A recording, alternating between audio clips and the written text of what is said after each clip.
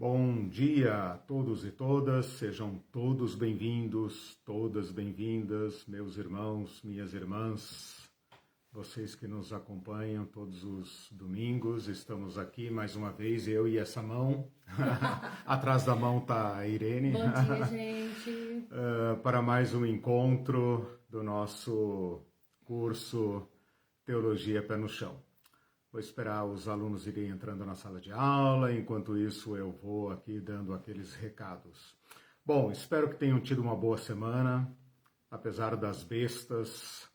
Hoje é mais um dia, né? As bestas querem caçar o nosso direito de viver, mas pela graça de Deus, hoje é mais um dia, um lindo dia de sol aqui em Curitiba. Espero que também seja um lindo dia para todos vocês que estão aí do outro lado.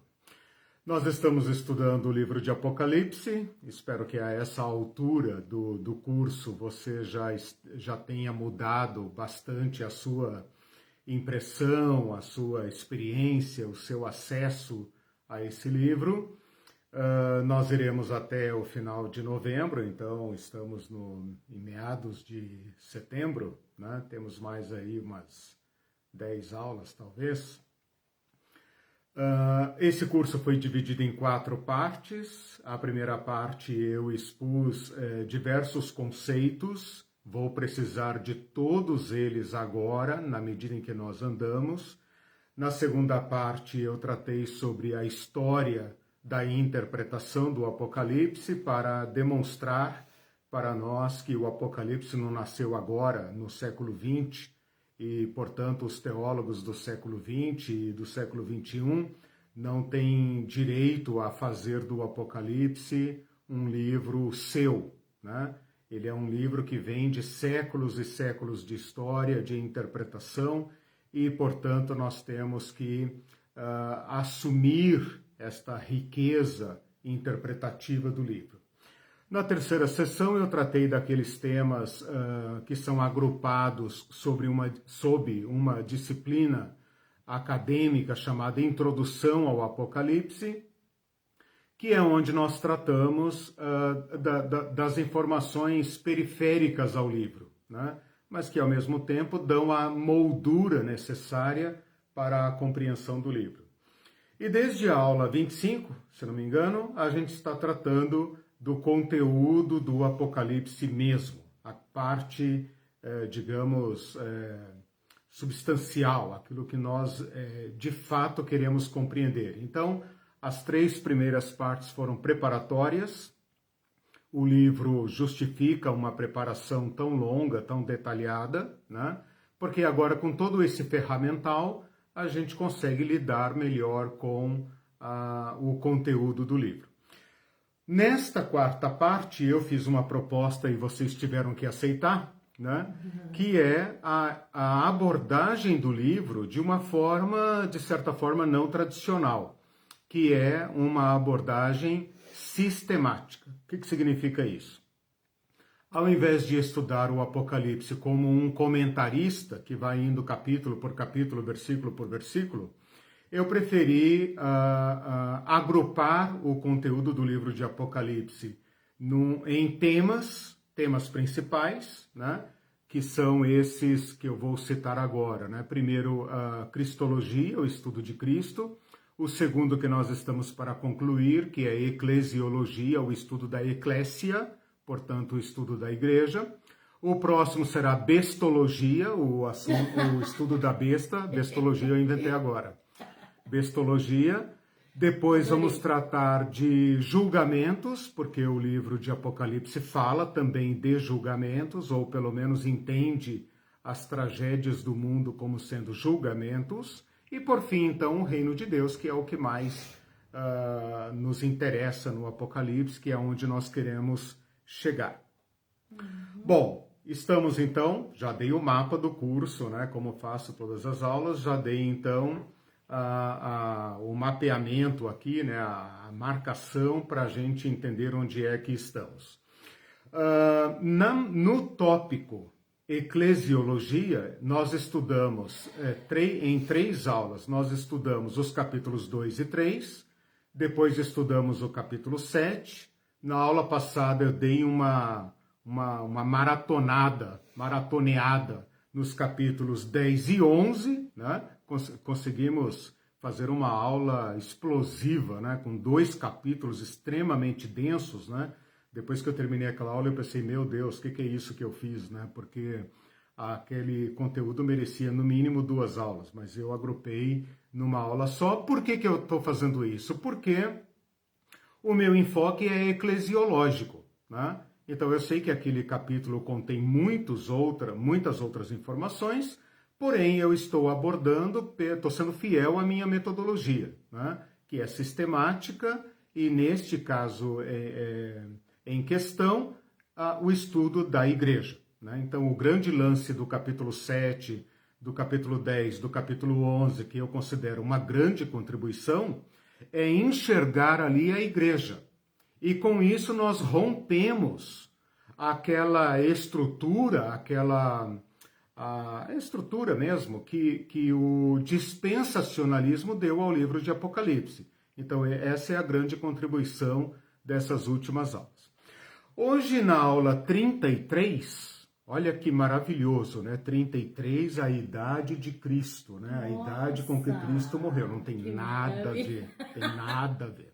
Toda vez ele faz isso. Hoje, na aula 33, eu vou dar, assim, uma aula mais leve, uma aula mais tranquila, porque para quem teve que aguentar uma aula com 2 capítulos, né, na aula passada, na aula 32, hoje eu vou dar uma aula em 2 versículos, olha que bacana, né?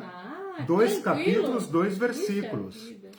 Então, você poderia pensar, puxa, ufa, né? Hoje ele vai pegar leve hoje e tal. Vai ser né? light. Sim, hoje nós temos um material mais sucinto para abordar. Porém, um paradoxo que eu aprendi na teologia, né? Não fui eu que inventei, aprendi com outros. Simples, porém profundo, muito profundo.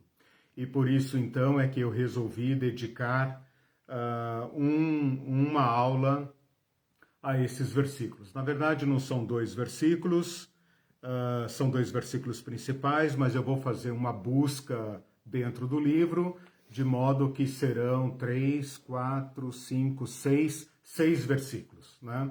Mas a nossa base será esta que eu vou dizer agora. Apocalipse capítulo 1, olha a liberdade que o método me dá, né? Posso voltar do capítulo 10 e 11 para o capítulo 1. Por quê? Porque não estou seguindo aquela metodologia tradicional, que não tem nada de errado, mas ela é mais tradicional, mais comum, mas estou seguindo a metodologia sistemática e então eu posso voltar tranquilamente para o capítulo 1, versículos 5 e 6, tá?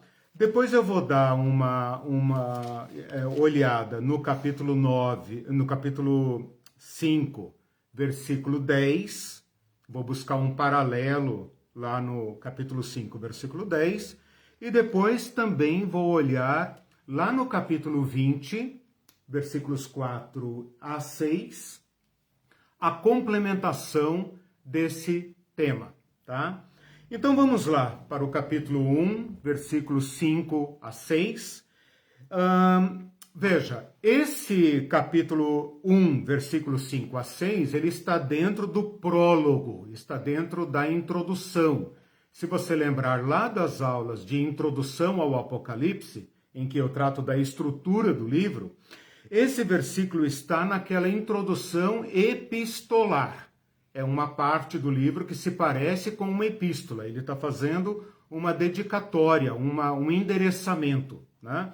E ele está tão exaltado aqui, exaltado no sentido da glória, da alegria, da revelação, que ele faz uma doxologia inicial. Normalmente a doxologia, que é o louvor a Deus, aparece no final da epístola, mas às vezes também no início.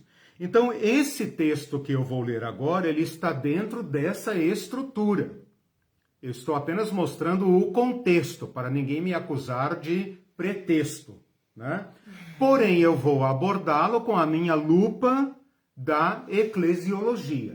Isso que eu vou extrair daqui. Não antes de pedir para o pessoal curtir e compartilhar o Isso. conteúdo, antes de continuar, Isso. porque tem que ter maior alcance, né? Tá, então, gente, por favor, bate o dedo aí, como dizem os influencers, né? Taca o dedo. Senta o dedo, taca o dedo aí no compartilhar, curtir. E depois também não esqueçam de visitar a página, o canal no YouTube, Teologia Pé no Chão. Se inscrevam lá, às vezes a pessoa vai lá, vê, assiste e tal, mas não se inscreve, é importante que se inscrevam. Esse conteúdo é dessa qualidade que você está acostumado, por isso você aguenta aí, né, quase 2 horas de falação. E outras pessoas talvez queiram também ter acesso a esse material, e ele é absolutamente gratuito, ok? Então vamos lá. Apocalipse capítulo 1, versículo 5, parte B. Olha a liberdade que eu tenho nessa minha abordagem, né? Então a parte A seria de cristologia, seria de louvor a Jesus Cristo. Na parte B do versículo 5, capítulo 1, versículo 5, ele vai falar 3 atos que Jesus Cristo fez em relação à igreja. Quais são eles? Aquele que nos ama. Então, primeiro ato, Cristo nos ama. É o amor de Cristo que constitui a igreja. E pelo seu sangue nos libertou dos nossos pecados. Segundo ato, Jesus Cristo nos libertou. E o terceiro ato, que aparece no versículo 6, é: nos constituiu reino, sacerdotes para o seu Deus e Pai. E aí termina a doxologia. A ele a glória, o domínio pelos séculos dos séculos. Amém. O que eu estou extraindo desses 2 versículos como material eclesiológico, ou seja, que diz respeito à igreja, como objeto dessas 3 ações de Cristo, né? São esses atos, né? Essas 3 ações de Cristo. Esse é o objetivo nosso aqui hoje. Cristo nos ama. A igreja é constituída pelo amor que Jesus Cristo trouxe a nós. O nosso mundo, normalmente, a nossa cultura, as nossas sociedades, as nossas estruturas de poder, nem sequer podem falar em amor.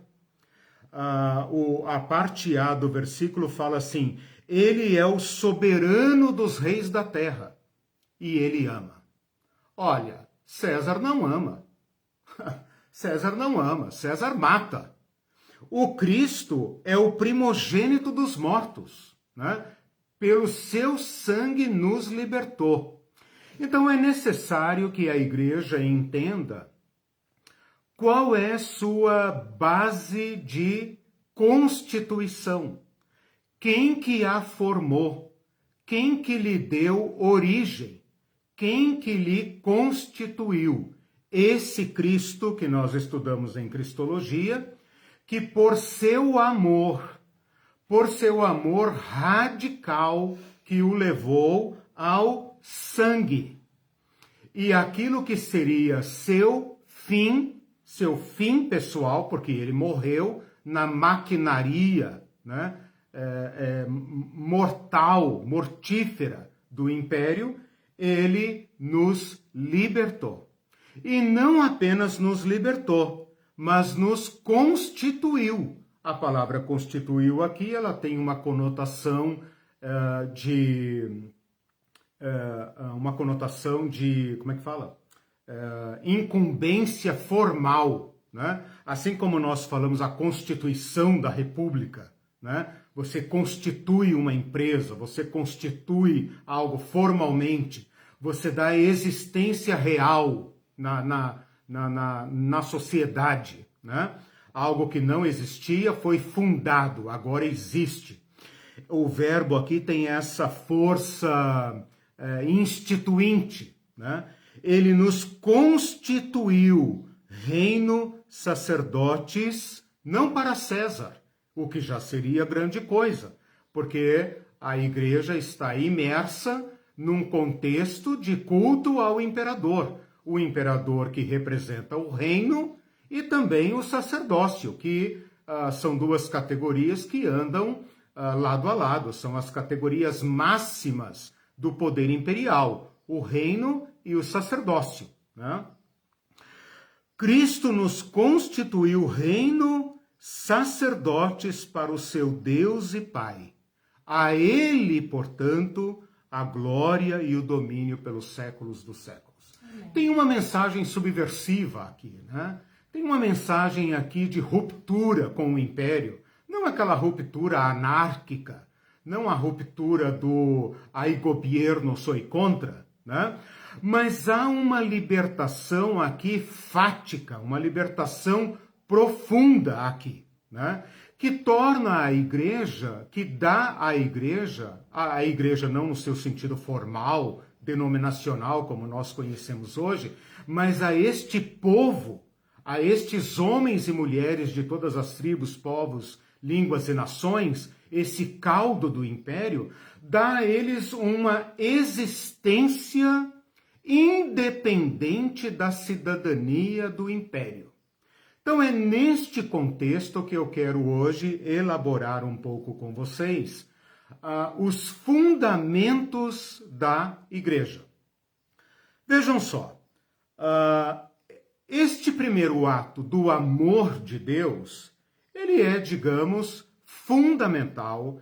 Ele está amplamente documentado nas Escrituras, ou seja, o amor de Deus, tanto pelo seu povo Israel, por Abraão, pelos personagens das Escrituras, como claramente, expressamente, a partir de Jesus Cristo, o amor de Deus está registrado em cada página do Novo Testamento, mesmo quando não é expressamente declarado. Ou seja, mesmo quando não se usa a palavra amor, é do amor de Deus que se trata.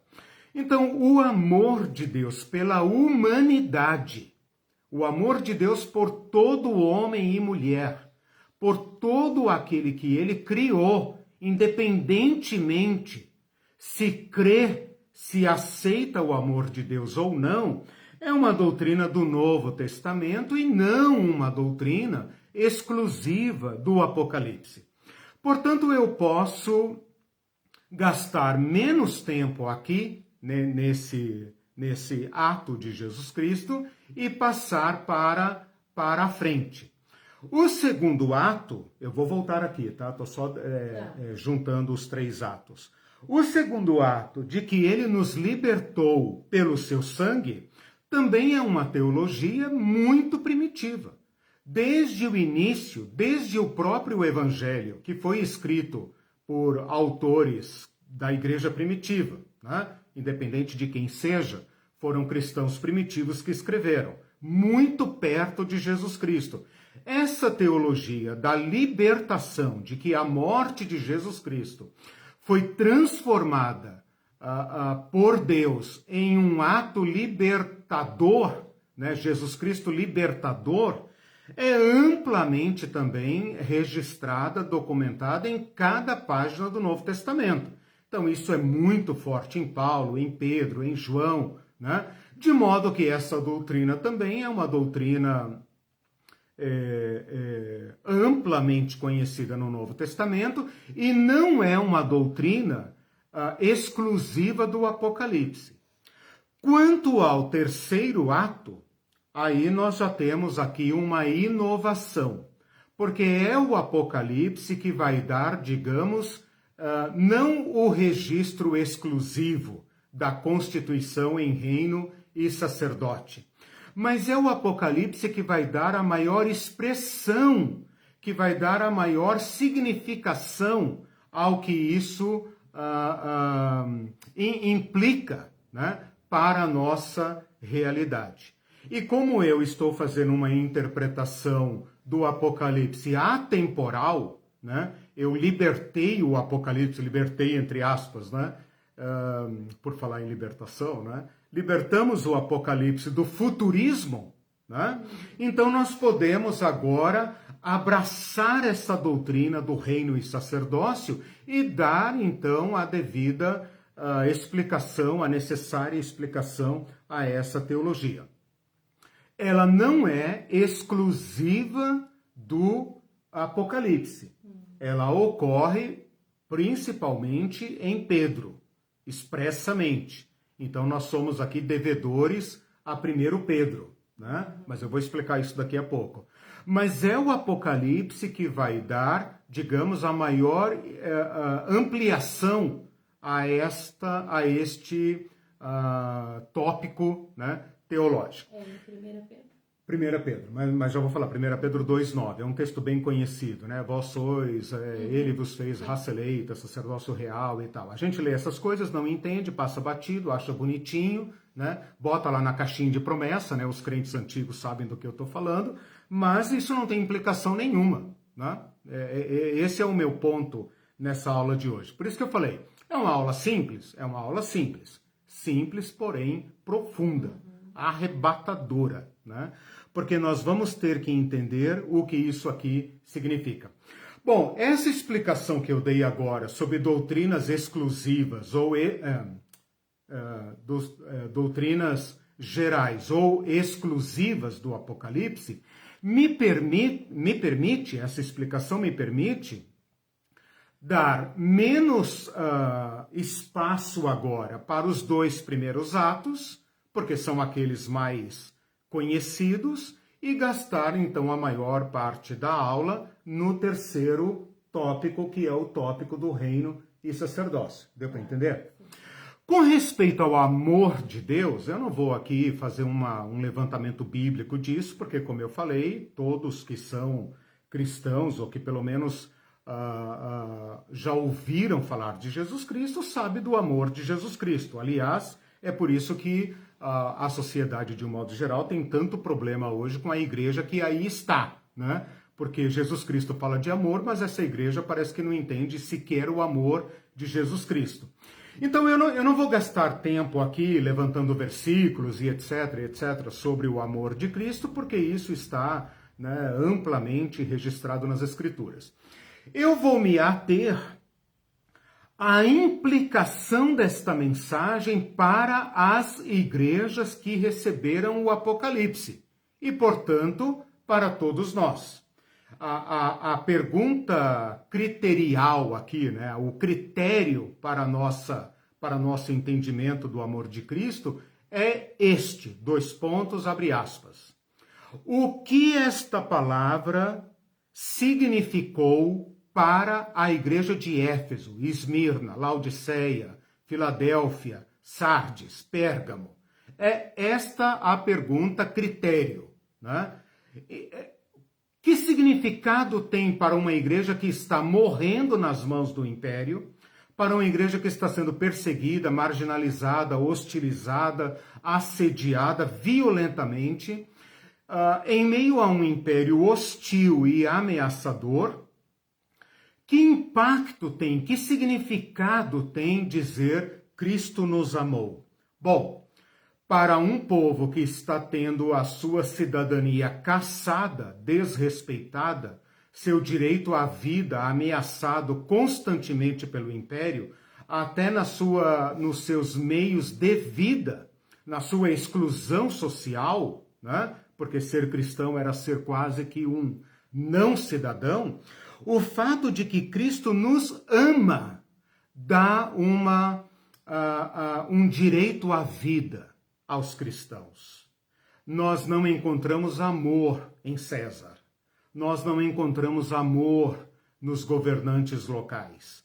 Nós somos odiados, desprezados, banidos nesta sociedade. Mas o Cristo nos ama.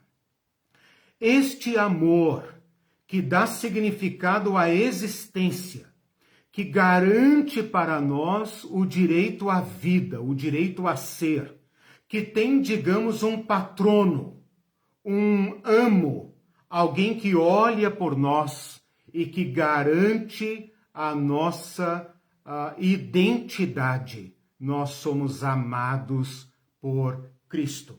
A apresentação de Cristo aqui antes é justamente essa. O soberano dos reis da terra nos ama. Aquele que está acima de César, porque César não era chamado, na linguagem usual do primeiro século, de imperador. A palavra império não existe aqui, né? Nós que damos a palavra império. Então, Roma é um reino. O César é um príncipe, é um soberano, é um Augusto. Mas Jesus Cristo é acima dos reis da terra e ele nos ama. Esta titulação de Jesus Cristo, percebam agora que eu estou usando cristologia e eclesiologia. Esta titulação de Jesus Cristo, esta posição de Jesus Cristo acima dos reis da terra, dá àqueles que amam a Jesus Cristo, àqueles que contestam o totalitarismo do império, uma nova organização social, um outro reino. Olha aí o reino de Deus. Nós cristãos, nós os cristãos do primeiro século, nós os efésios, os laodicenses, os filadelfianos, os sardenses, né? Nós constituímos em cada cidade do império um reino distinto. Enquanto César mata, nosso Cristo morre por nós. Enquanto César explora, nosso Cristo nos dá sua própria vida.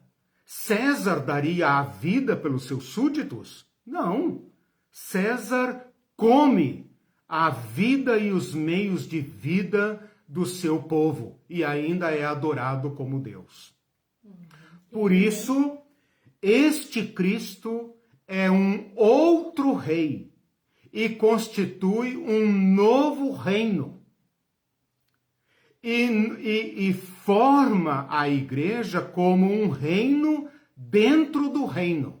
Eu consultei um autor jovem ainda, americano, chamado Shane Wood, depois eu coloco lá a referência a ele, que ele chama o reino de Deus aqui de alter império, ou seja, é uma alteridade imperial, é outro império. E isso é extremamente libertador. Por isso, quando os cristãos falam que a igreja não se mete em política, a igreja se mete em política sim. Por quê? Porque nós pertencemos por Jesus Cristo. Em Jesus Cristo, nós somos a semente de uma nova sociedade. E para essa igreja que tem sede de política, Jesus Cristo também tem uma mensagem. É outra política. É outro modo de existir. Não é um César religioso, porque isso seria apenas outra besta, né? Mas é um outro modo de existir. E os cristãos da Ásia, os cristãos de Roma, os cristãos da Europa entenderam isso e deram o seu devido testemunho no seu tempo. Cabe a nós sermos a sociedade do amor de Deus. Muito profundo, né? Nós fomos constituídos pelo amor. E em amor devemos viver. Se não reconhecemos essa nossa fonte, então não somos o reino de Jesus Cristo. Dê-se o nome que quiser. Dê-se o nome que quiser, né? Sim, muito lindo pensar nisso, porque num tempo até diferente dos nossos, né? A gente pode dizer que existe não sei se a gente pode dizer que existe uma certa perseguição hoje, né? Não existe porque os cristãos traem o evangelho. É por isso que Não, Paulo os fala, verdadeiros né? cristãos, né? Sim. Né? Porque hoje os cristãos, no geral, se dizem ameaçados, ameaçados sua liberdade de culto e se sentem perseguidos, mas é por seus próprios pecados, vamos deixar bem claro, né? Exatamente. Então, é uma deturpação daquilo que Jesus fala, da perseguição. É uma resistência a esse império que quer dominar todas as áreas da nossa vida, que quer o nosso culto, a nossa adoração. Por isso que eu falei, não se trata de uma revolução, ai governo, sou contra. Não se trata disso. Se trata de manter o Estado no seu devido lugar, né? E não lhe prestar culto. É claro que hoje não é o Estado que exige o nosso culto, é o sistema econômico, né? Então, a noção de Estado hoje já não é mais a do Império Romano, também não é a do século XVIII, pós-Revolução Francesa. E né? Porque nós mesmos escolhemos nossos governantes, não somos dominados. Mas o que eu estou querendo dizer é o seguinte, o papel do Estado hoje, de um modo geral, é minoritário em relação ao mercado. Quem ocupa hoje o papel de Estado totalitário não é mais o governo. Os governos hoje estão lambendo botas do mercado. Né? Então, quem hoje ocupa esse poder totalizante, que caça o direito à nossa vida, que faz a gente ter valor na medida em que produz, que transforma tudo em dinheiro, time is money, né? E nos faz viver escravos desse crápula do mercado, esse hoje é o grande ídolo. Né? Então, percebam como a gente tem que fazer aqui um entendimento refinado, né? Porque hoje não é o poder político necessariamente que é o grande ídolo. Né? O poder político hoje ele faz o papel de profeta do mercado. Né? O que é o governo hoje senão um defensor do mercado? Né? Ele é um profeta do mercado, é o mercado que manipula o governo, faz o governo fingir de morto, rolar para a direita, rolar para a esquerda, para a esquerda não rola. Para a esquerda não rola. É o mercado. Né? São os grandes capitais internacionais que hoje colocaram todos os estados prostrados, né? E nos transformam a todos nós em adoradores desse grande ídolo. O que esse texto está dizendo é o seguinte: aquele que é soberano sobre todos, e todos os poderes, e todas as potestades, ele nos ama. Ele nos dá aquilo que o mercado nunca nos dará. O mercado tem uma natureza nazista, necropolítica. Isso está ficando claro. Né? Se o povo do passado não entendeu isso, nós temos que entender isso. Que o mercado é um grande deus Moloque, né? Que come e devora suas vítimas. E é insaciável. O que esse texto está nos dizendo é o seguinte: aquele que é sobre todos sofreu no seu corpo a violência do mercado e do Estado, foi transformado na vítima número 1.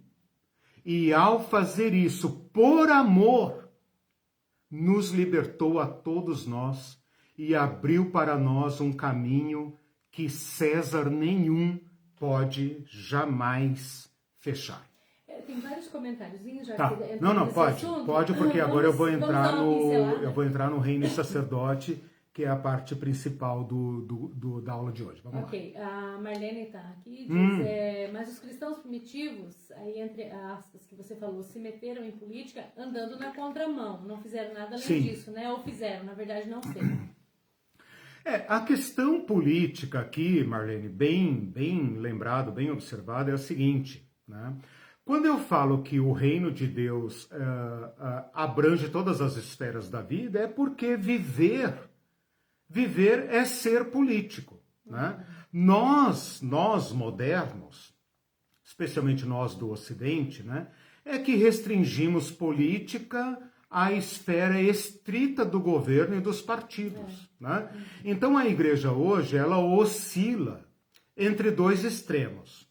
Ou é aquela igreja alienada do século XX que falava assim, política é do diabo, é do demônio, e igreja que é igreja, né, enfia a cabeça no buraco e não se mete em política. Né?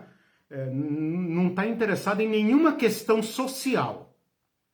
Se a água está acabando, se as florestas estão sendo destruídas, se as pessoas estão perdendo a sua terra, nada disso nos importa. Né? Essa é a igreja alienada. Os governos adoram essa igreja alienada.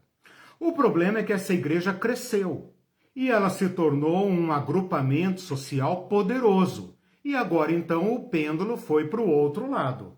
Agora, essa igreja quer engolir a máquina política. Né? Quando eu digo que viver é fazer política, é porque é na esfera política que todas as pessoas vivem. E a igreja não pode renunciar a essa esfera da vida. Né? Então, se nós como cristãos, como o nosso Senhor Jesus Cristo, nos interessamos pela pessoa toda, então a igreja tem uma função política. Ela vai defender tudo que toca o ser humano. Né? A igreja não pode. Isso, é o que eu estou falando. Mas eu nem estou falando só da política partidária, da política do Estado, do governo. Essa ainda é uma restrição política. Porque se eu pensar na política original, na polis, o que é a polis? Né? A palavra política vem de polis. Polis é a palavra grega para cidade. Significa dizer, toda relação social é política. Né? Então não basta a igreja abrir a janela do seu carro e dar umas moedinhas para o pobre. Né? Isso não é fazer política. Isso é assistencialismo barato. O que a igreja tem que fazer é mudar as estruturas, mudar a forma de viver, libertar aquelas pessoas. Né? E aí a igreja precisa entender isso, e é por isso que eu não tiro a palavra política das minhas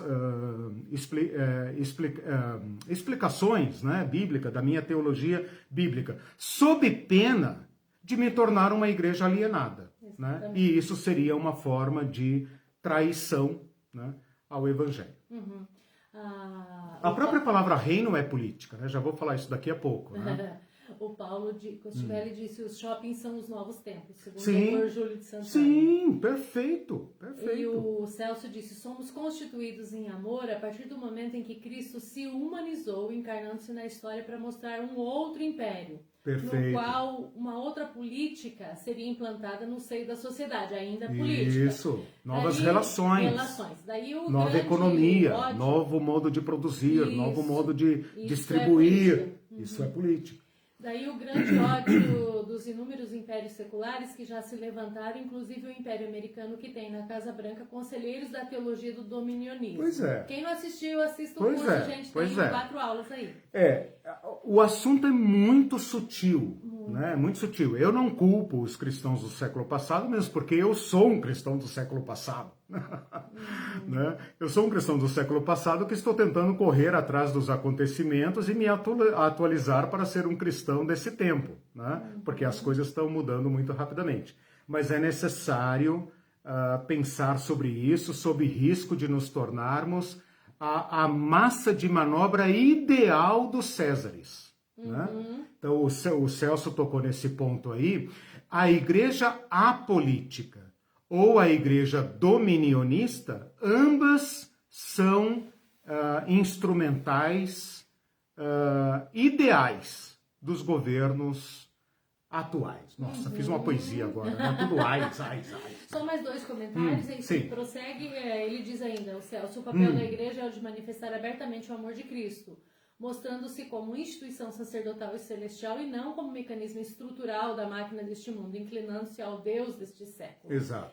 E dê o nome que quiser, é o Deus do século. Né? E a Fernanda Costa fez um comentário interessante também, disse, talvez nossos irmãos latinos, as populações tradicionais indígenas com outras visões de mundo que têm se expressado na noção do bem viver, Olhar, e a doutora Ivete fala dessa expressão também, olhar e construir a vida de forma holística e integrada. Atentar a igreja.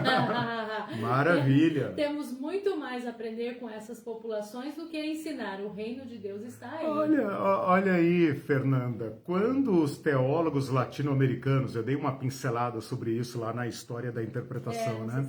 Quando os teólogos latino-americanos fizeram essa teologia que você está dizendo aí, um novo modo de ser, de pensar, de organizar, e anunciaram Jesus Cristo libertador, eles se tornaram o monstro aqui da América Latina, né? Então, na América Latina, foi onde pela primeira vez, isso foi um teólogo da libertação que me respondeu, eu sempre conto isso, foi o primeiro lugar recente, pelo menos, né, em que a igreja pela primeira vez colocou-se cara a cara com a pobreza, com cristãos pobres, e se sentiu interpelada, provocada, e pensou que o Cristo da teologia europeia e o Cristo da teologia norte-americana não estavam fazendo sentido para as estruturas de poder que haviam se criado na América Latina, com o aval da igreja colonizadora, que a teologia estava se tornando na América Latina um instrumento de colonização. Então eu perguntei para esse professor, por que aqui? Ele falou, porque aqui, pela primeira vez, a igreja encarou a massa da pobreza que ela estava ajudando a criar. E ela teve que fazer esse exercício que você mencionou ali. E o resultado foi aquele grande grito, Jesus Cristo liberta. Isso todo cristão entende. Mas não liberta só depois da morte, não. Liberta agora, né? É pão na mesa. O Cristo do pão, o Cristo que multiplicou o pão, ele ainda continua multiplicando o pão e distribuindo e atendendo os fracos da sociedade. E nós temos que parar de sacrificar pessoas ao Deus mercado, né? Então, se o evangelho não toca isso, então não presta para nada. Então vão comer, vão cultuar o imperador, que pelo menos lá você tem pão, carne, etc., né? Para que uma religião que não toca o chão da vida? Aí vocês entendem por que o nosso Apocalipse é pé no chão. Aí eu faço, você não... Três que são parecidos, você não comenta, você comenta depois. Okay. Bem rapidinho, que faz parte do assunto, então vai encaixar direitinho. A doutora Ivete, perfeita e objetiva a sua fala. Pastor, o Deus mercado é a ditadura que nos foi imposta. Exato. Os governantes são meros tarefeiros do mercado. Perfeito. Se quiser ir na direção do povo mais necessitado, sua cabeça é cortada. Exato. Inclusive a dos pastores, né? O Brasil é prova viva disso, né? E, pastor Falcão, política é arte de administrar. O governo atual faz o contrário. A igreja tem um papel importante de denunciar e apontar o evangelho do reino. Aí entra a parte bem política da igreja e não só partidária, né? Então, seja que governo for, tem que fazer. E a Adriana Pestali, bem-vinda, Adriana. A igreja não aceita o papel de que o Estado promova bem-estar social, justiça social. É verdade. É verdade. Não faz e não quer que faça. Não quer que faça. Às vezes penso que isso talvez seja para que esse espaço seja preenchido por ela, como maneira de alcançar essas pessoas. Faz sentido? Mesmo que não consigam alcançar todos, quantos precisam da ajuda do Estado. Ela acha que é ela? Será? Faz sentido? Que ela tem que faz sentido, eu acho. Com moedinhas, né? No sinal de trânsito. Exato, é isso. Aí é que está. A igreja, ela só entende hoje o seu papel social como a moedinha que eu falei, né? Abre o vidrinho do carro, de Natal, né? Faz e tal, mas continua, né? Com a sua vidinha, classe média, pensa que é rica. E, ao mesmo tempo, o pobre que fica no seu lugar. Aliás, tem igreja para pobre e igreja para rico, né? E é muito difícil quebrar esses muros, né? Então a igreja está confortável com esse estado de coisas, né? Por quê? Porque o império lhe dá conforto. Ela se adequou ao império, né? O império lhe dá conforto. Então nada mais justo do que ela retribuir ao império pacificando as relações, né? A igreja se tornou na América Latina um instrumento de colonização, de docilização, né? Eu sei, os cristãos detestam que se diga isso, né? Mas foi o Karl Marx que falou que a religião se tornou um narcótico para o povo. Mas é claro que se tornou. Na medida em que ela mantém o pobre beijando a mão daquele que lhe rouba a vida e o mata, essa pessoa só pode estar narcotizada. Se ela não estivesse narcotizada, ela reagiria. Né? Então a igreja se tornou o instrumento ideal, perfeito. Por que o Estado hoje tem tanto interesse nos crentes? Por que o Estado hoje está andando de mãos dadas com os grandes coronéis da fé? Ora, o Estado não se converteu. Acha que Paulo Guedes se converteu? Né? Que ele quer... Não, ele está interessado nessa massa que não reclama, essa massa dócil. Né? Então é necessário ler o Apocalipse aqui com esta mensagem contundente. Jesus Cristo é a fiel testemunha, o primogênito dos mortos. Quando ele fala primogênito dos mortos, ele está falando o cabeça de uma nova raça. Ele é o cabeça das vítimas, dos que morrem. Né? E ele é o soberano dos reis da terra. Ele nos ama. Ele nos libertou dos nossos pecados. Não preciso dizer mais nada. A palavra libertar aqui é soltar, desamarrar. Ora, se essa libertação for mantida apenas no coração, o César agradece. Né? O César está satisfeito. Esta libertação, que é uma libertação profunda, integral do ser humano, ela tem que se expressar em novas relações. Né?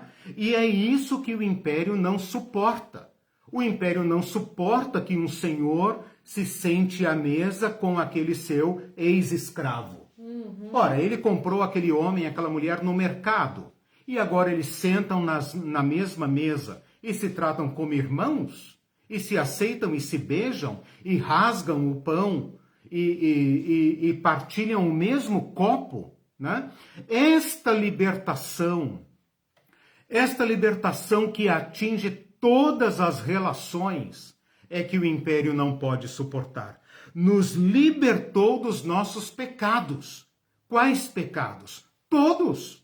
Senão não é libertação.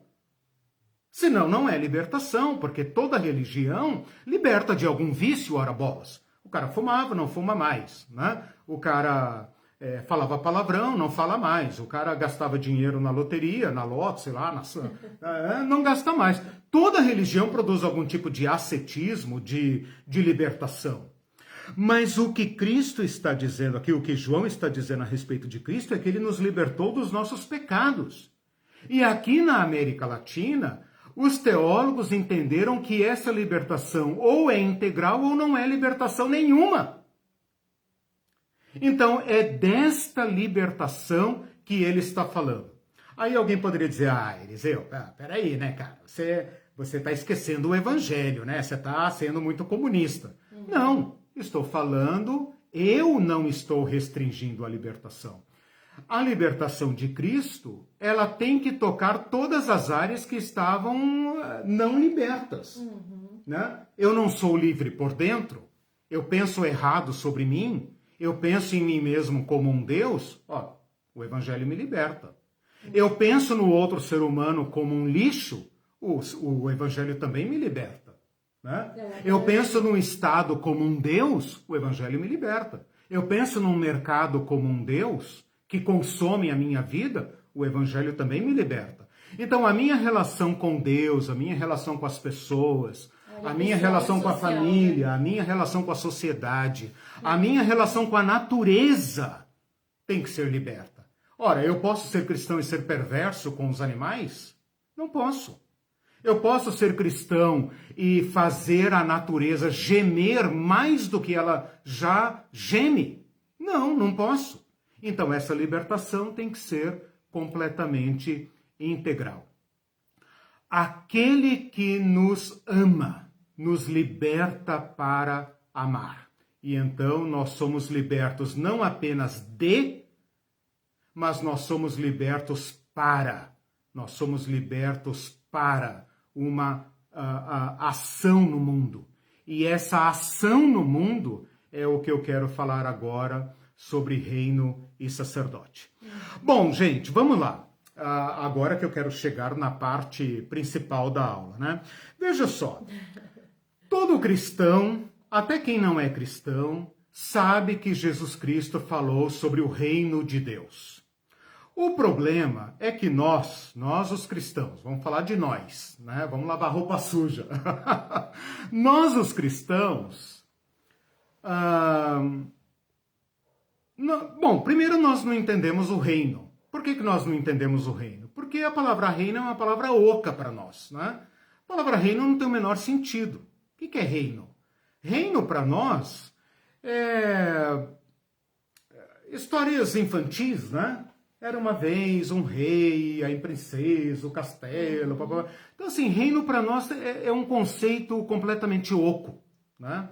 Ou então, quando nós pensamos em reino de Deus e tal, e aí Jesus ainda fala aquela coisa, né? Meu reino não é deste mundo, né?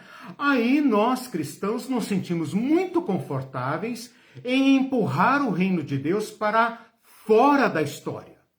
Ou para o futuro, esse futuro do Tim LaHaye e do Hal Lindsey, né? Que é o futuro que vai cair aqui no mundo, ou sei lá, o mundo vai acabar. Eu não sei, né, exatamente como funciona, porque eu não assisti a série Deixados para Trás.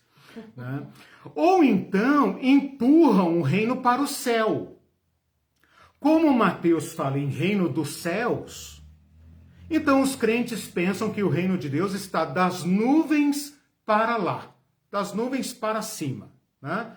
Eles querem aqui conquistar o Brasil para o Senhor Jesus, a Argentina para o Senhor Jesus, Angola para o Senhor Jesus e tal, feliz é a nação, pois Deus é o Senhor, mas é apenas para sequestrar as pessoas daqui para esse reino de lá. Eles são como se fossem sequestradores, né? Eles estão aqui para saquear o inferno, né? Porque esse mundo é o inferno, e eles querem levar pessoas embora, né? Eles estão empacotando pessoas, né? Coloca elas num pacotinho e fala, destino, céu, né? Reino do céu.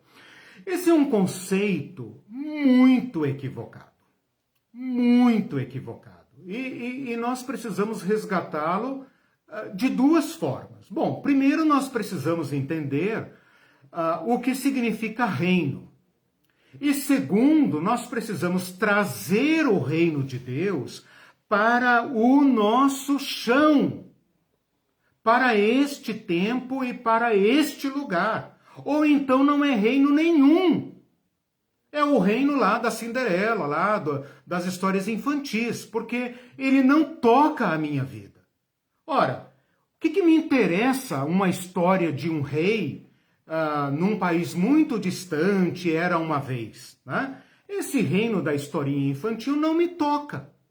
Esse reino dos céus, do etéreo, dos hominhos azuis e das nuvens brancas, dos anjinhos de asa que tocam harpa, esse reino não toca a minha vida.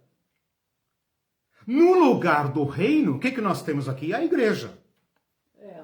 A igreja. Então a igreja, ela engoliu o reino. Ela não entende o reino, ela se coloca no lugar do reino e, portanto, ela não cumpre.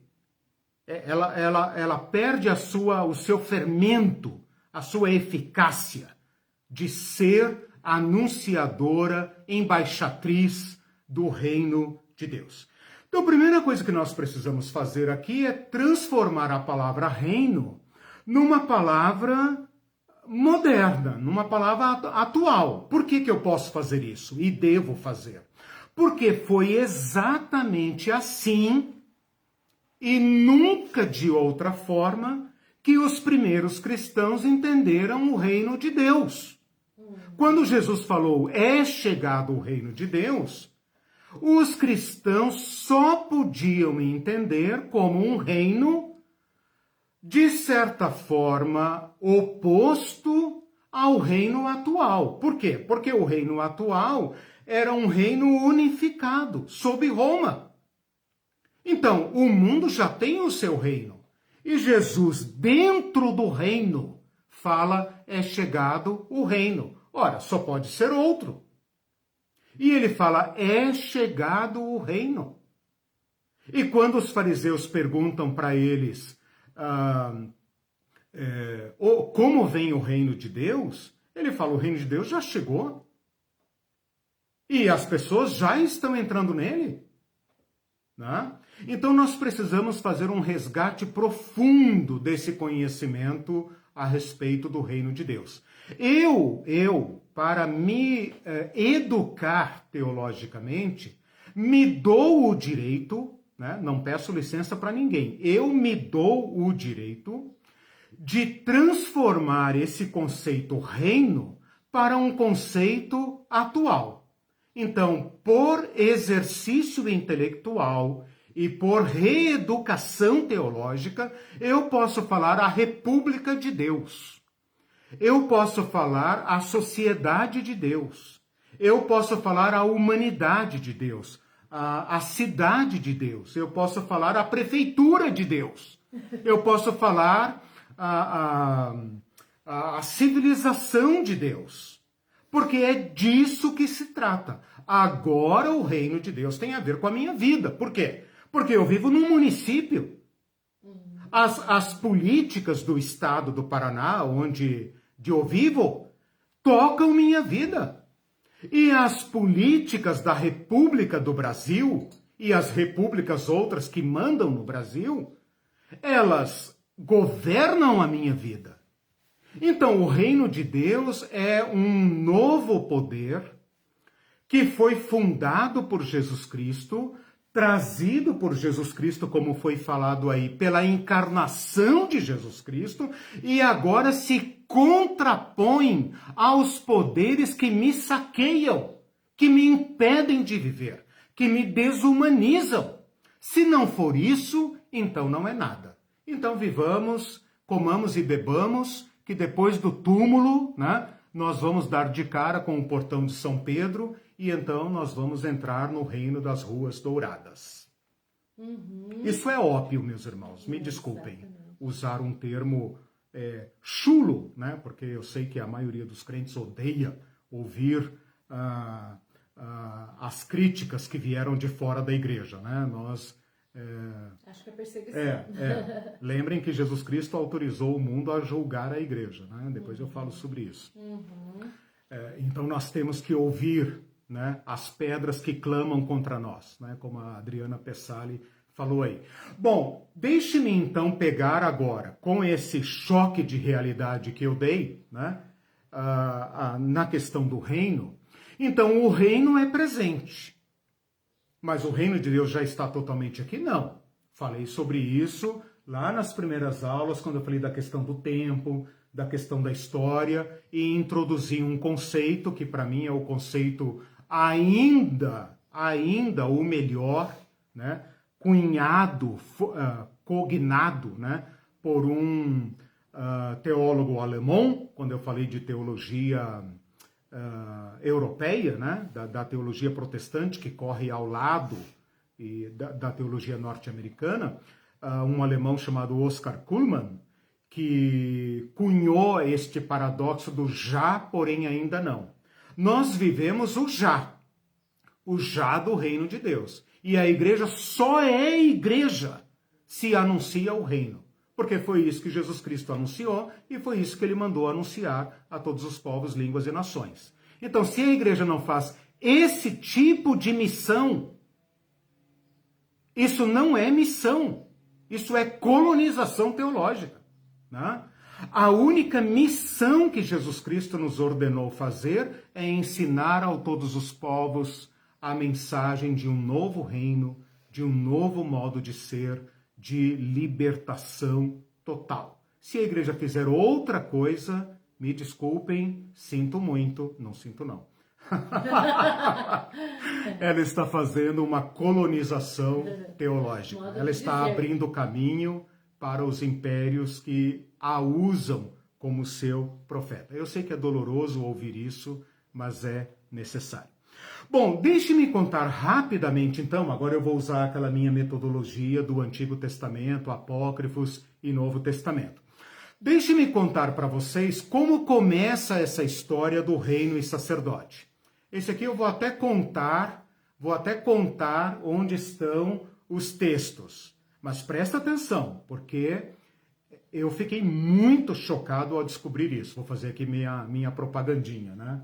Vou criar aquele suspense, né? Eu fiquei muito chocado, muito impactado, como os cristãos gostam de falar, né? Com esta história que eu vou dizer agora para vocês. Essa história do rei e sacerdote começa com um homenzinho misterioso do Antigo Testamento chamado Melquisedeque. Melquisedeque, que era rei de Salém e sacerdote do Deus Altíssimo. Rei de Salém e sacerdote do Deus Altíssimo. Lembrem vocês que, de acordo com Hebreus, Jesus Cristo é desta mesma linhagem. Ele é sacerdote segundo a ordem de Melquisedeque. Ponto. Deixa para lá, né? Isso aqui é só um aperitivo, né, para a gente entrar no tema. Quando Deus tira o povo de Israel do Egito, do império, né? Não era um império romano, não era um império babilônico, mas era o império do momento, o império do Egito. Quando Deus tira a ralé, né? A casta mais inferior existe não, né? A casta inferior já é mais baixa, né? A casta lá embaixo, o porão do navio, né? A base da pirâmide. Esse Deus entra no império e vai lá no fundo, lá no porão, lá na senzala, e cata aquele resto do resto, e fala, vocês são o meu povo, né? Então imagina que Deus passa pela casa grande, passa pela casa dos capitães do mato, passa pelos oficiais, pela polícia, pelos capatazes e tal, vai lá na senzala, lá no fundo da senzala e fala, eu tenho uma proposta para vocês. Eu quero ser o Deus de vocês e quero que vocês sejam o meu povo. Tira esse povo do Egito, leva esse povo para o deserto, porque esse povo tem mente de escravo, pensa como escravo. A constituição mental deles é imperial. E quando eles chegam lá no Sinai, eu vou ler para vocês um versículo agora que eu acho que você vai duvidar que está na sua Bíblia. Deus faz uma proposta para o povo antes da aliança. Os termos da aliança. A aliança está no capítulo 20 de Êxodo, quando fala dos 10 mandamentos. Mas antes dos 10 mandamentos, em Êxodo capítulo 19, não vou dar as referências agora para você prestar total atenção em mim, e no que eu estou falando, obviamente. Em Êxodo capítulo 19, Deus fala o seguinte para o povo todo. Não fala para Moisés e para a casta, porque se Deus fizesse isso, ele estaria constituindo um novo império. Ele fala para o povo todo, vocês serão a minha propriedade peculiar dentre todos os povos. Vocês serão o meu povo exclusivo. Vocês me serão reino de sacerdotes e nação santa. Esta expressão reino de sacerdotes é absurda. É absurda. Porque normalmente nos impérios você tem um Deus encarnado, que é o imperador, o filho de Deus que governa o mundo, né? E você tem uma casta sacerdotal, que é o segundo degrau, né? Porém o mais próximo do imperador, aqueles que dão legitimidade ao imperador, que é a casta sacerdotal. Basta lembrar do Êxodo, quando fala do faraó, que é Deus, né? É Deus, e os sacerdotes e os magos do Egito, que são os auxiliares imediatos de faraó, né? Quando Deus tira esse povo do Egito, ele fala assim, olha gente, agora é o seguinte, coloquem-se todos diante de mim, todos, do maior ao menor, Eu não estou perguntando quem é patriarca, matriarca, mãe, pai, filho, quem era escravo, quem era de qualquer cor. Todos, todos, todos, inclusive os estrangeiros que estão aí no meio, né? Porque nunca existiu uma etnia pura, né? De judeus. Eles eram um povo mesclado, eles eram a senzala do Egito, né? Vocês serão o meu reino sacerdotal. Então, esta expressão, ela é tão chocante que ela não tem tradução, né? Ninguém sabe dizer se é um reino de sacerdotes, se é um reino sacerdotal ou se é um sacerdócio da realeza.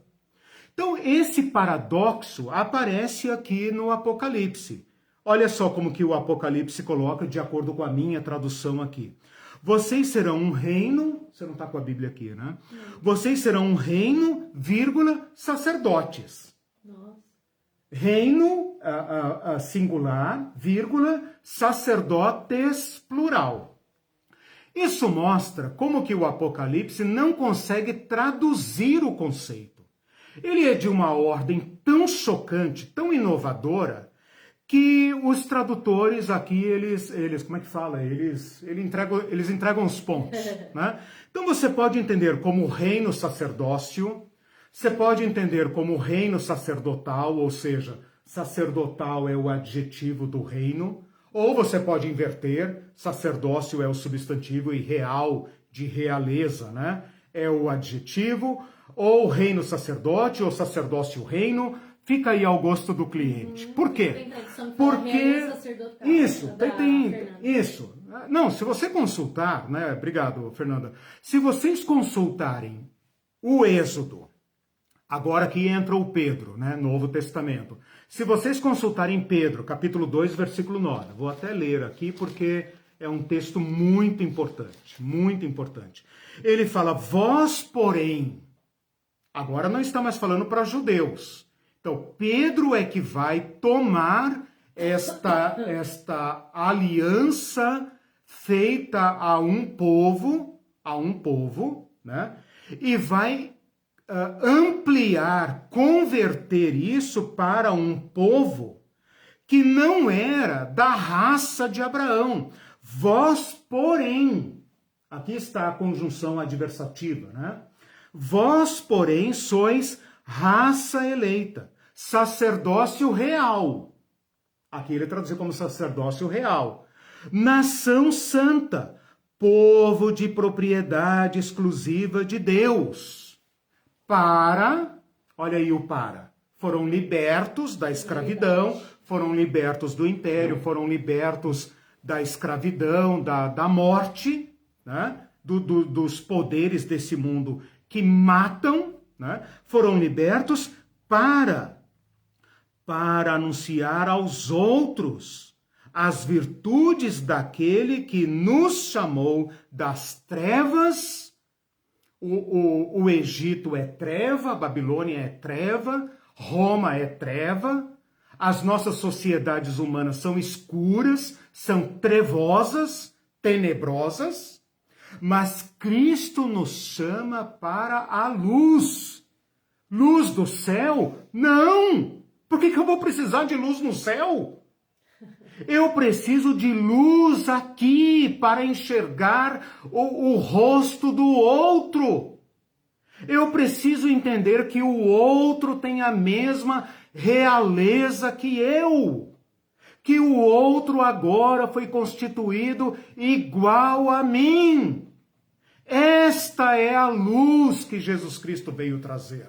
Ele vem dissipar as trevas do império, porque o império depende de trevas para sobreviver. Qual é a treva do império? A treva do império é elevar pessoas para mandar sobre pessoas.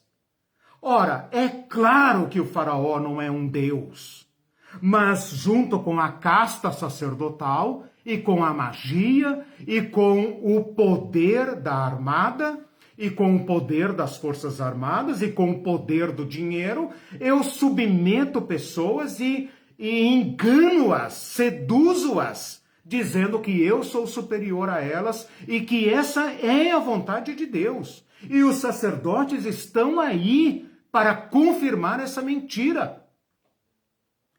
Todas as nossas sociedades são falsas. E porque são falsas, matam. E justificam a morte como sendo a vontade de Deus. Por isso que a besta tem o seu falso profeta.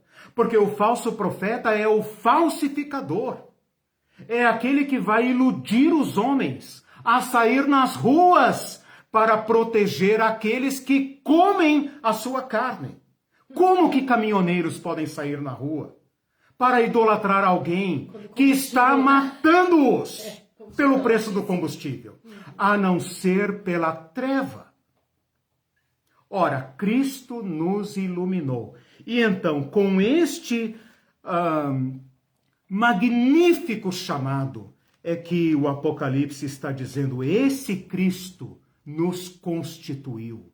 Você não precisa pedir para César nenhum, para déspota nenhum te constituir, porque o Cristo que foi na senzala te buscar, que buscou o menor de nós, constituiu agora um reino. E esse reino não é o reino da carochinha, é o reino das novas relações sociais. É o reino da nova criatura. É o reino do novo homem, da nova mulher, que só podem se expressar em novas relações sociais. Eis o reino. E o sacerdócio, para não deixar dúvida, para nunca jamais permitir que um de nós falseie de novo a realidade e reconstitua a estrutura do império no meio deste reino de Cristo. Essa é a questão. Então, essa é a historinha, tá? Eu fui lá no Antigo Testamento e busquei a fonte. A fonte está aos pés do Sinai, quando Deus olha para aquele bando de favelado, aquele bando de escravo, que ainda pensa como escravo, e diz, tem uma proposta para fazer para vocês. Vocês topam ser um reino? Mas quem vai ser o rei? Não tem rei. Eu vou propor as leis. As leis vão governá-los, né? As leis vão governá-los. Por isso que quando o povo judeu fala, não, nós queremos um rei, Deus se sente ferido. Deus se sente ferido. Porque o povo o rejeita os termos da aliança. E fala, não, nós queremos ser um império como o Egito. Nós queremos ser um império como o Egito. Nós queremos forças armadas. Nós queremos capatazes. Nós queremos ser como as outras nações. Queremos ser como os Estados Unidos. E isso iria estrangular o povo de propriedade exclusiva de Deus. Agora, eu tenho uma notícia aqui para vocês. Porque vocês podem dizer assim, mas Deus escolheu Arão, Deus escolheu o Eleazar, o Itabar, Deus escolheu Finéias, Deus escolheu o sacerdócio. Então, que papo é esse? O papo, meus irmãos, vai aparecer logo depois, eu não estou com a referência aqui, depois eu ponho lá. O papo vai aparecer logo depois, quando o povo judeu fala assim, não queremos ouvir a Deus diretamente. Ouve tu no nosso lugar e tu, Moisés, fale para nós. Ou seja, eles pensavam como escravos. Isso está escrito logo ali depois da lei. Eu não vou procurar agora, mas depois eu mato a cobra e mostro o pau. Não é no mesmo 19? Não é no mesmo 19. É depois que Deus fala. Quando o povo entende que ele vai ser colocado cara a cara com Deus, mediante a lei vai governá-los, e que eles vão ter que se pôr indivíduo a indivíduo como iguais diante de Deus, eles renunciam a esse privilégio e eles falam para Moisés, não, não, não, não, não, não, não. Não podemos ouvir a Deus, não podemos ouvir, não podemos ouvir. Fale Deus com você e você fala conosco. Então o povo ali opta por um modelo provisório, né? Eles elegem um líder e Deus então fala, tudo bem, vamos assim então, né? Vamos colocar um sacerdote no lugar, Deus vamos e tal. Escolha, Deus anda com eles. Quando assim, depois o povo rejeita Samuel e fala, queremos um rei, Deus fala, tudo bem, vamos andando assim, vamos andando. Até que venha o reino de Deus. Quando Jesus fala, é chegado o reino, do que é que ele está falando, meu irmão e minha irmã? Ele está falando do reino que Deus propôs. Qual reino? Aquele em que todos têm a dignidade de um rei, ou seja, não tem rei. Os cristãos querem mandar, né? O Celso mencionou aí a teologia do domínio, né? Quando os crentes entendem que Deus formou um reino, eles falam, opa, alguém aí falou em coroa e trono e governo, opa, né? Eles chegam a salivar.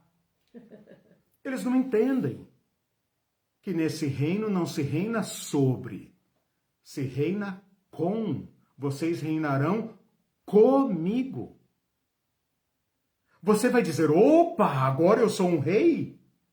Sobre quem que eu vou mandar?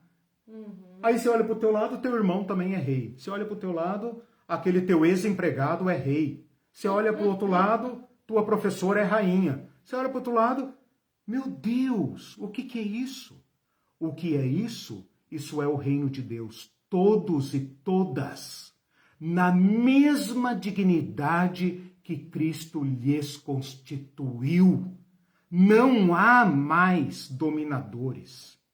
Porque onde houver dominação, tem que haver inferiores e superiores. E onde houver superiores e inferiores, aí não se manifesta o reino de Deus, dê-se o nome que quiser. Ai, que lindo isso.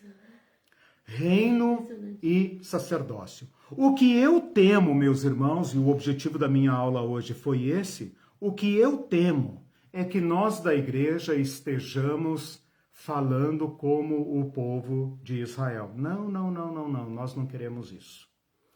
Ah, vocês aí, nossos pastores, vocês aí, esse negócio aí é com vocês, vocês ouçam a Deus e nos digam o que fazer, né?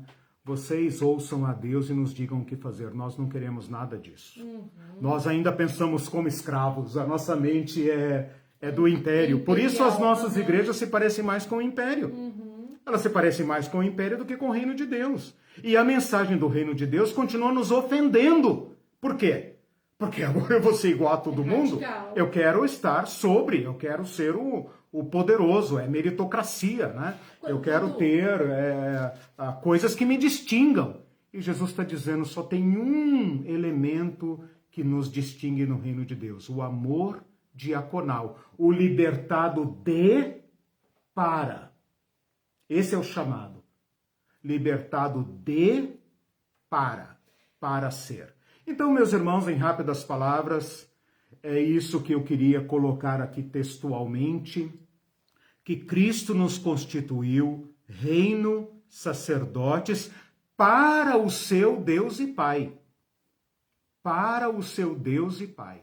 Ele nos constituiu. Pelo seu sangue, pelo seu amor, ele nos constituiu reino e sacerdote. Nossa, diga. É muita coisa, é uma coisa... Deixa eu só colocar aqui então os versículos. No capítulo 5, versículo 10, que eu falei que eu ia mencionar, ele repete a mesma coisa. Aqui ele coloca assim, para o nosso Deus os constituíste reino e sacerdotes. Reino e sacerdotes. Então aqui ele tirou a vírgula, colocou a conexão, né? E sacerdotes. E reino no singular, sacerdotes no plural, para deixar bem claro, né? E fala, e reinarão sobre a terra. Aí as pessoas querem já saber, opa, tem súdito lá, né? Não, não tem. Não tem. É reinar como Cristo reina. No capítulo 20, versículo 6, fala assim: e serão sacerdotes de Deus e de Cristo, e reinarão com ele 1000 anos. Não vou entrar aqui na questão do milênio, porque não é tópico eclesial. Mas sacerdotes e reis aparece aqui de novo. No capítulo 7, que nós já estudamos, fala assim: se acham diante do trono de Deus e o servem dia e noite no seu santuário. Não fala a palavra sacerdote, mas fala que servem a Deus no seu santuário, que é a ideia do sacerdote. Então, apenas não usou a palavra. No capítulo... nesse mesmo capítulo fala: e aquele que se assenta no trono estenderá sobre eles o seu tabernáculo. Linguagem sacerdotal, linguagem do Êxodo, né? E no capítulo 22 fala assim: seus servos os servirão, né? Os servirão. Capítulo 22, 3. No capítulo 3 fala: assentar-se comigo no meu trono. Então, Cristo comparte seu trono. Ora, se o Rei Supremo comparte seu trono, né? Nos dá lugar no seu trono, logo no reino de Deus não há trono. Porque o trono, que é a ambição de todo homem no império, né, e de toda mulher no império, agora está compartido com todos. Acabou o trono, não tem mais trono. Né? Esses então seriam os versículos que nós teríamos que colocar. No final agora quero fazer apenas algumas aplicações práticas. Vamos às perguntas, vamos conversar. Sim. Que eu já falei bastante. Tá, tem alguns comentários. Mas antes eu vou falar o meu. Acho que tudo isso. Olha lá o que você combinou comigo, hein? Não combinei nada. É muito esclarecedor. A doutora Ivete já até falou aqui, aula magnífica, esclarecedora e inspiradora, porque é uma visão. É como se a gente tivesse que ouvir isso. Tem gente que eu sei que assiste a aula mais de uma vez para pegar tudo, porque essa visão ela teria que permear para entrar na cabeça da gente, porque a gente está tão locupletado com a outra visão, entendeu? Com a visão imperial, né? Sim. Então eu fiquei pensando, por que a gente tem tanto apego e dificuldade de ver o Estado laico, né? E que o Estado precisa fazer a parte social, né? Será que essa mente imperial que aceita esse domínio né, do Estado, aceita o domínio do capitalismo, aceita a diferença das classes, né, essa diferenciação, será que é por isso que quando a gente fala em coisas sociais, em direitos sociais, em direitos humanos, será que seria por isso? Estou tentando achar uma explicação. Seria por isso que a igreja está assumindo uma postura cada vez mais comum, a gente vê pelos comentários nas redes, ou até pessoalmente, por causa a igreja está assumindo uma postura contra esses direitos, contra os direitos humanos. A igreja está determinando que isso se chama comunismo. Né? Então, essa palavra tem assustado a igreja e tem assustado. Então, qualquer coisa que diga respeito a direitos humanos, a assistência garantir o mínimo ao pobre, né? Eles falam assim, isso é assistência, né? Então, assim, a coisa que a gente leva em conta, e missão da igreja, ela se restringiu apenas a levar a salvação da alma. Sim. Alguém até te disse isso uma vez, uma pessoa da igreja brigou com você, cancelou a amizade. Porque Jesus disse, o pobre sempre tem de convosco. E o reino é do céu, né? O reino é do céu. Então, o pobre que espere o céu. Exatamente. Então essa mente imperialista e imperial, ela domina, Sim, ela uma teologia, né? Uma teologia ela imperial. dá cria, vamos dizer, ela dá cria a algumas ideias que nós estamos tendo que combater hoje, né? Claro. E acho que uma delas é o comunismo. Então, assim, faz sentido esse meu pensamento? Faz, eu acho que ela está adequada à lógica do império, ela se conformou ao império, e isso é muito cedo na história da igreja. Restringiu sua missão à salvação da alma. Só. Sim, ela empurrou o reino para fora, porque é conveniente para a igreja, entende? Então, a igreja que eu digo no sentido geral, né? A igreja institucional, todas, né? Desde a católica, que é a mais antiga, passando por todas, né? Inclusive a minha e a sua. Né? Vamos falar do nosso próprio quintal, né? A igreja não fala sobre o reino de Deus. Quando fala, não o entende. Ou o empurra para a esfera do privado, a esfera da subjetividade, ou para o futuro longínquo, ou para o céu. Então a igreja perdeu o sal, o fermento do reino. Né? Por isso ela convive harmoniosamente com o Deus mercado. Isso. Agora veja, o Deus mercado, ele está começando a mostrar a sua face, que foi chamada por um filósofo, sociólogo, né, africano, que não me ocorre o nome agora, acho que é nigeriano, não vou arriscar falar porque eu sou péssimo com nomes, eu vou falar errado.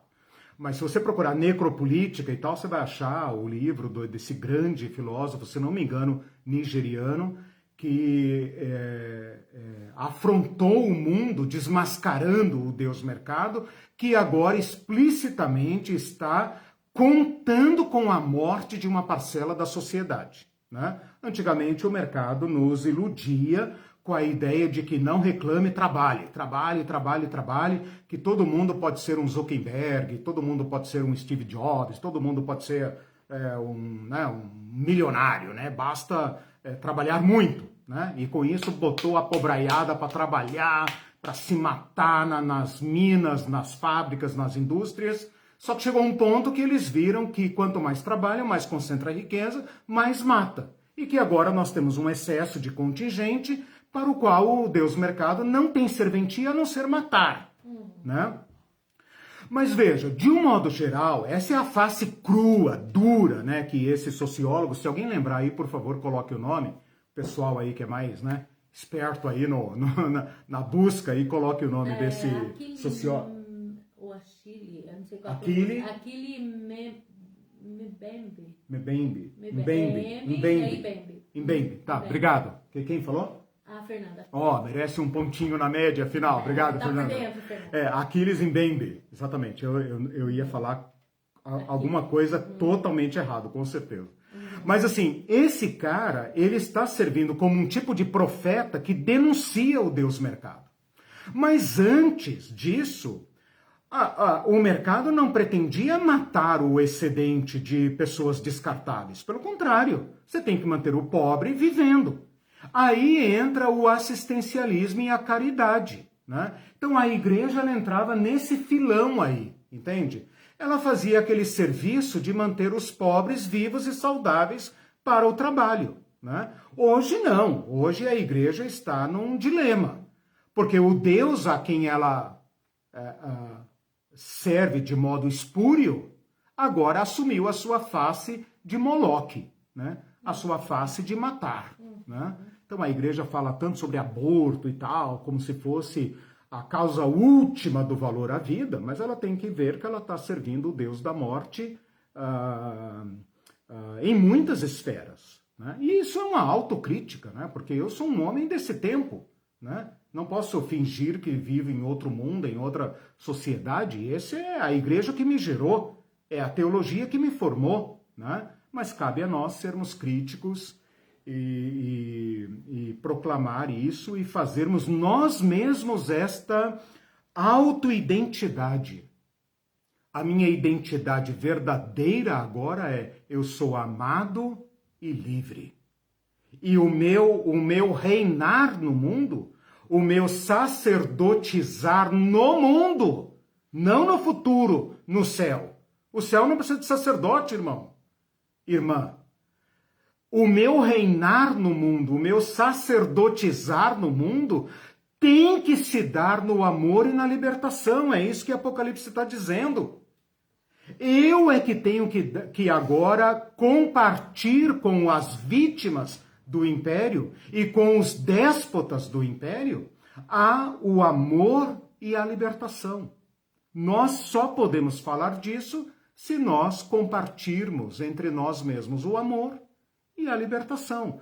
Se nós formos profetas do império, terra do ódio, os cristãos estão chocados com a reserva, o armazém de ódio que está dentro do seu santuário. Os cristãos estão babando de ódio. E isso vai ter que ser expurgado, isso vai ter que ser tratado, né? Então, nós precisamos lembrar quem somos. Por isso eu disse que esse texto de hoje é simples, porém profundo, porque ele toca no nosso fontal, na nossa fonte. Quem nós somos? O que fomos constituídos? Qualquer outra coisa que não seja o reino popular. Gostaram, né? O sacerdócio popular. O sacerdócio comum dos santos não tem a Constituição. É anticonstitucional. É do povo. Anticonstitucional. Ou é reino popular e sacerdócio popular, ou não é de Jesus Cristo, é apenas o profeta do império. Ok, tem vários comentários, nosso tempo Vamos, bem. Tá esgotando, eu já terminei.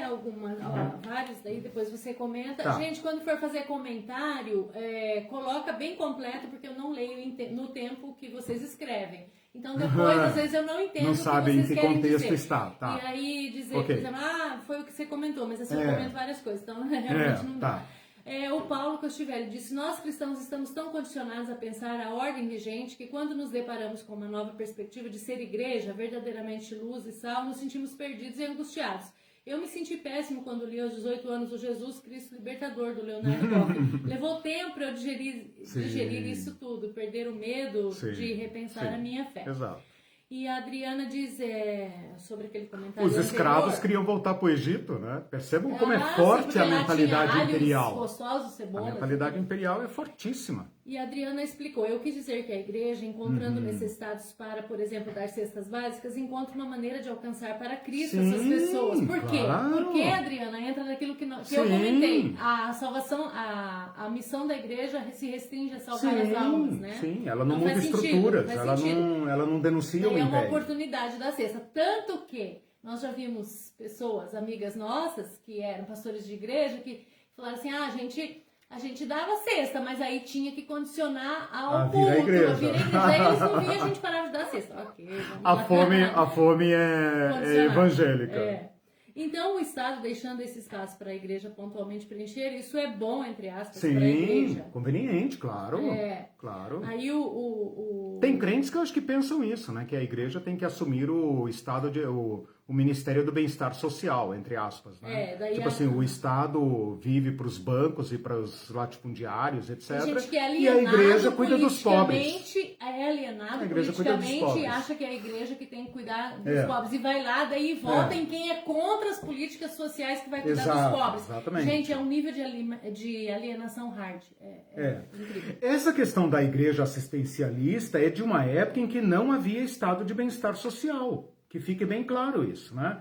Então, às vezes você vê lá na Idade Média as ordens católicas, né? Os padres, as freiras, as santas casas de misericórdia, né? Tudo muito bonito para a igreja. Claro, a igreja merece os nossos elogios por ter, primeiro que o Estado, muito antes que o Estado, cuidado da misericórdia. Mas lembrem vocês que isso é antes da Revolução Francesa. Isso é antes do Estado moderno, né? Isso é lá quando o rei era o ungido de Deus para viver de modo magnífico. E você tinha que dar graças a Deus de sobrar um pãozinho para você viver, né? O estado de bem-estar social tem outra dinâmica e a igreja exerce outro papel dentro dessa estrutura. Então não cabe mais à igreja ser meramente essa muleta do Estado, né? que faz aí o servicinho da misericórdia, né? Sem mudar estruturas, porque senão ofende o Estado, ofende o mercado. O Bebeto até comentou aqui o outro lado, mas a solidariedade da igreja para com os que sofrem é um imperativo mandamento bíblico e não deve ser condicionado à eficiência ou ineficiência do Estado. Claro, ótimo, bem lembrado, claro. Nós não podemos terceirizar para o Estado, claro, exatamente. Com certeza, tem toda a razão. O que a gente acha estranho, que eu tô falando que a alienação é a pessoa ser tão dada a isso e olhar esse aspecto, mas votar em políticas contrárias a isso. Né? Porque o Estado não tem nada a ver com isso. Eles chamam isso de Estado gigante, idolatria do Estado, né? Tem aí os teólogos calvinistas aí que querem um Estado mínimo do mínimo do mínimo. Né? Cada um que se vire e a igreja cuida daqueles que estão morrendo. A Rosana Prado Viana comentou, é como poetizou o reverendo João Dias de Araújo. Meu Cristo veio para nos remir, o homem todo sem dividir, não só a alma. Cante esse hino na igreja, irmão, canta. Canta esse hino na igreja hoje, que eu quero ver o fogo pegar, não é o fogo do Espírito, não. Vocês vão ver. Teve um ministro que publicou, cantou a música e, nossa, deu uma amigo confusão, nosso cantou essa música no Facebook, meu Deus do céu, né? Quase mataram o cara, né? Mas eu falei, cara, você vai cantar uma música do João Dias de Araújo, né? Foi excomungado, foi queimado na Inquisição sem fogueira, como ele disse. Vocês estão pedindo para apanhar também, né? Canta esse hino na igreja hoje, irmão, canta. Cuidado. O Bebeto ainda comentou, na oração do Senhor Jesus, Jesus captura a paixão do Deus vivo em trazer a realidade do céu à terra. A missão das comunidades de discípulos precisa estar alinhada com essa agenda. Trazer o ainda não de Deus para o nosso já. Exatamente, perfeito. E os céus... Fala. Quando a igreja empurra o reino para fora, ela perde isso, né, Bebeto? Aí que está o nosso grande problema. Então, assim, a igreja não sabe mais o que é o reino, ela perdeu essa vibe, digamos assim, e quando ela entende o reino, ela o expulsa para fora. É o pior dos mundos. Né? Então, é urgente recuperar isso. Aí o Celso fez um comentário também que realmente acontece. Quer um senhor dos exércitos bem durão, de cara fechada, com muitos soldados, com uma vasta hierarquia, dominando tudo, colonizando mentalmente os povos do mundo. Exato. É o Deus, com minúsculo, dos terrivelmente evangélicos. É verdade. Daí a Rosana comentou, a mente do colonizado escravizado. Exatamente. E aí o Bruno comentou, verdade, Celso, a filosofia da turma que diz, o nosso general é Cristo, nenhum inimigo nos resistirá. Exatamente. E as músicas, né, as canções, como você bem disse, os terrivelmente evangélicos, né? Tem muita coisa aí pra gente pensar. Quando a gente fala em reino de Deus, as pessoas pensam que é um reino como o do César. Né? Que nós queremos os primeiros lugares, a direita e a esquerda de Jesus. Nós temos que entender que é outro reino. Império das trevas, como diz Paulo em Colossenses, né? Império das trevas versus reino da luz, reino do amor. Então, a igreja, às vezes, ela entende o reino, por isso que eu estou dizendo, a igreja, às vezes, entende o reino, mas entende errado. Ela entende que é para ela governar. E aí ela parte para a conquista do mundo, né? Nós temos que entender que é outro reino. Neste reino, o próprio Cristo compartilha o seu trono. Né? O próprio Cristo constitui cada um e cada uma rei com ele. Ora, se o próprio Cristo comparte conosco sua vida e sua glória, quem somos nós para inferiorizar, desumanizar qualquer pessoa? Quando nós fazemos isso, nós nos destituímos da glória de Deus, como Paulo fala em Romanos. Né? Então é por isso que esse texto de hoje ele é curto, porém ele é profundo. O que nos constitui é o amor de Deus e a libertação. Essa é a igreja. E nos constitui como um novo reino, como o Bebeto acabou de dizer. Temos que trazer o ainda não para o nosso já. Perfeito. Porque muitos cristãos entendem tudo isso que eu estou falando depois da morte, depois do milênio, quando Cristo vier. Aqui não, meu amigo, aqui é um mundo, aqui é uma selva, né? Como diz o Malafaia, eu sou cidadão dos céus, mas sou cidadão do Brasil, né? Aqui é selva, meu amigo. Aqui é, arma na cintura e guarda-costa e não vem que não tem. Aqui é selva. Mercado é mercado, né? Não. Nós temos que antecipar as novas relações. Ou então nós não esperamos coisa nenhuma. Nós esperamos apenas um novo império, né? E não é isso que Cristo vem trazer. Se fosse isso que ele tivesse vindo trazer, ele teria adorado Satã lá no deserto, porque o Satã ofereceu para Jesus os reinos do mundo. Era tudo muito mais fácil aceitar, porque o mentor desse sistema que está aí é o Satã. Então, quando Cristo resiste a Satã, ele está falando de um novo reino. E nós, como igreja, só somos igreja se anunciamos este reino. Pode dar o nome que quiser, né? A maior igreja neopentecostal do Brasil, que eu não vou citar o nome, é a Universal do Reino de Deus. Jesus Cristo é o Senhor. Pode dar o nome que quiser. Pode dar o nome que quiser. Pode dar um nome lindo. Eu acho lindo esse nome. Igreja Universal do Reino de Deus é a coisa mais linda. Mas o que ela é? Um mini império. O Celso comentou. Pode dar o nome que quiser. A igreja alienada considera o reino como a pirâmide de Maslow. Um reino para satisfazer nossos necessidades egoístas. Exatamente. Exatamente. Gente, então, a adesão, a prostituição, a imoralidade da igreja com o império é profunda, né? Então vocês vão ver lá, né? Eu deixei de citar aqui a questão do sacerdócio comum, que os protestantes, né, por meio de Lutero e outros reformadores resgataram. Nossas próprias igrejas, grandes e pequenas, não têm coragem de compor, de instituir uma estrutura popular, né?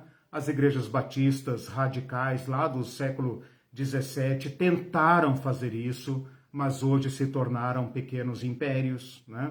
Tendo assembleia ou não tendo, etc., são pequenos impérios com seus monarcas, né? Suas estruturas piramidais e tudo mais. Então, conviver com o império é isso, né? É resistir ao império constantemente e ser sempre e de novo o reino popular de Jesus Cristo, o reino em que todos têm a dignidade de um rei, né? No reino, por que é luz, né? E por que todos são reino? Porque essa é a realidade, porque todos carregam a imagem e semelhança de Deus e todos têm a mesma dignidade. Okay? Bom, deu. Gente, não, extrapolou hoje. Divirtam-se com essa mensagem, não peçam licença para ninguém e sejam reino e sacerdócio. Bom domingo, Deus abençoe.